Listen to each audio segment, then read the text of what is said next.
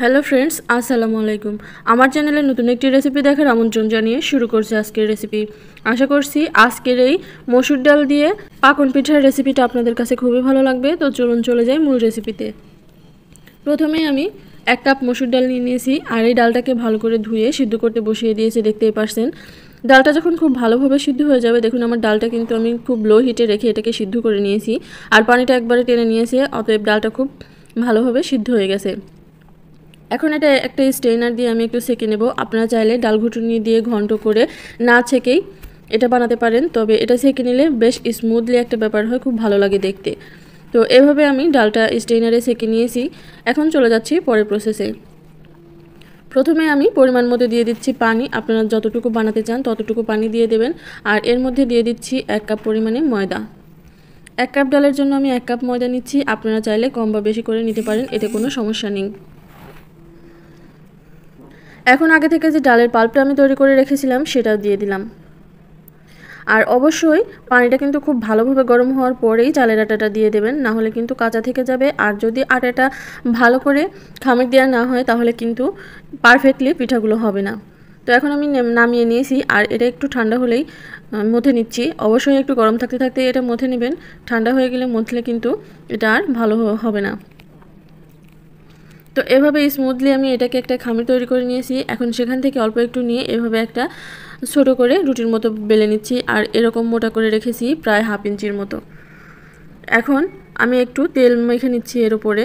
Soybean তেল মেখে নিলে এটা আঁকতে মানে ডিজাইনটা করতে খুবই সহজ হয়।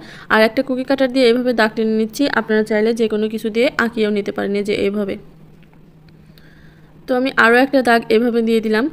আর খুব সহজে আজকের এই ডিজাইনটা করে দেখিয়েছি। একদম যারা নতুন নকশি পিঠা বানানো তারাও কিন্তু খুব সহজভাবে এই রেসিপিটা তৈরি করতে পারবেন। একটা বোতলের ক্যাপ দিয়ে মধ্যে এভাবে দাগ দিয়ে নিচ্ছি আর এই যে একটা ডিজাইন করে দিচ্ছি খুব সহজভাবে।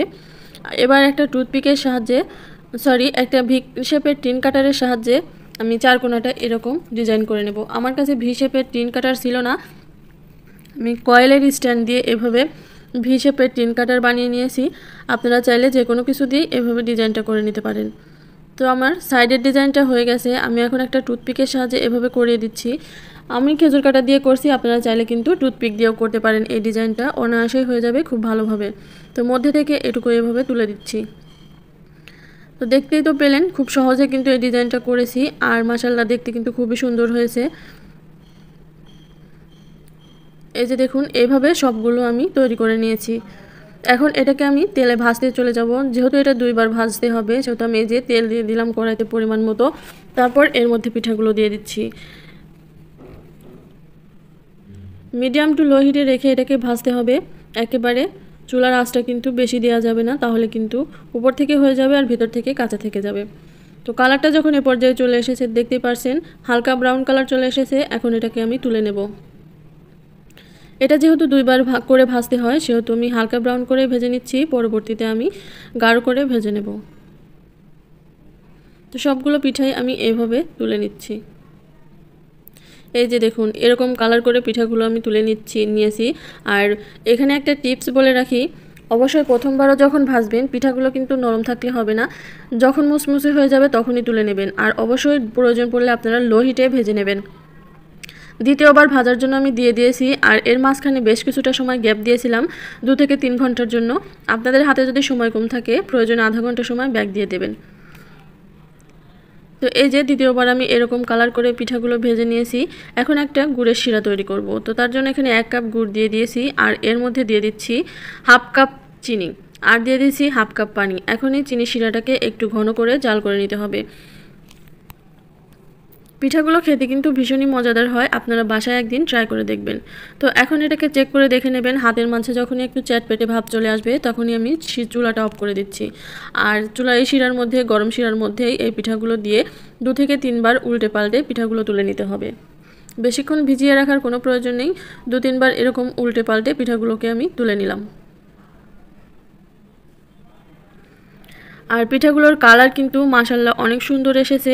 আপনারা যদি বাসায় ট্রাই করেন আমাকে কিন্তু কমেন্ট করে জানাতে একদমই ভুলবেন না।